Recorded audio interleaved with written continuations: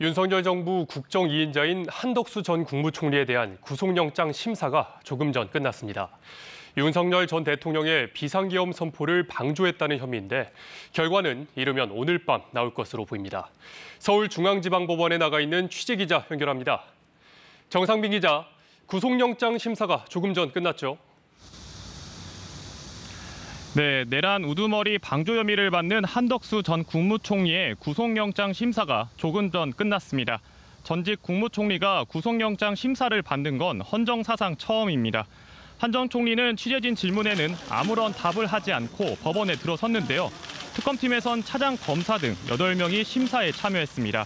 특검 측은 지난 월요일 구속 필요성을 주장하는 문서 362쪽을 법원에 제출했고 PPT 160장 등을 재판부에 제시했습니다. 한 전 총리는 내란 우두머리 방조와 허위 공문서 작성, 공용 서류 손상, 위증, 대통령 기록물법 위반 등 6가지 혐의를 받고 있습니다. 내란 특검팀은 한 전 총리가 대통령의 잘못을 견제하고 바로잡을 헌법상 책무를 어겼다고 판단했습니다. 또 특검팀은 계엄 선포 전 한 전 총리가 절차적 결함을 보완하기 위해 국무회의 소집을 건의했다고 의심하고 있는데요.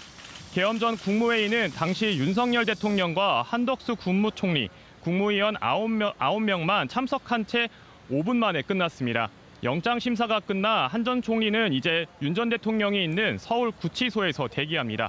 구속 결과는 이르면 오늘 밤 나올 예정입니다. 국민의힘 권성동 의원은 김건희 특검 사무실에 출석했다고 하는데 무슨 혐의입니까? 네, 권성동 국민의힘 의원은 정치자금법 위반 혐의를 받는 피의자 신분으로 김건희 특검팀 사무실에 출석해 조사를 받고 있는데요. 특검 측은 권 의원이 진술 거부권을 행사하지 않고 조사에 임하고 있으며 변호인 측 요청으로 영상 촬영 중이라고 밝혔습니다. 권 의원은 2021년에서 2024년 사이 윤영호 통일교 전 세계본부장으로부터 행사 지원 등을 요청받으며 불법 정치자금 1억 원을 받은 혐의를 받고 있습니다. 특검팀 조사를 앞두고 권 의원은 취재진에게 통일교 관계자로부터 어떠한 금품을 수수한 바가 없다고 혐의를 강하게 부인했습니다.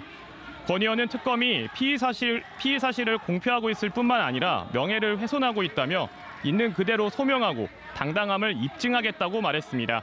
특검팀은 2023년 3월 국민의힘 당대표 선거를 앞두고 권 의원을 대표로 만들려고 윤 전 본부장과 건진법사 전성배 씨가 통일교 교인을 대거 입당시킨 의혹도 조사하고 있습니다.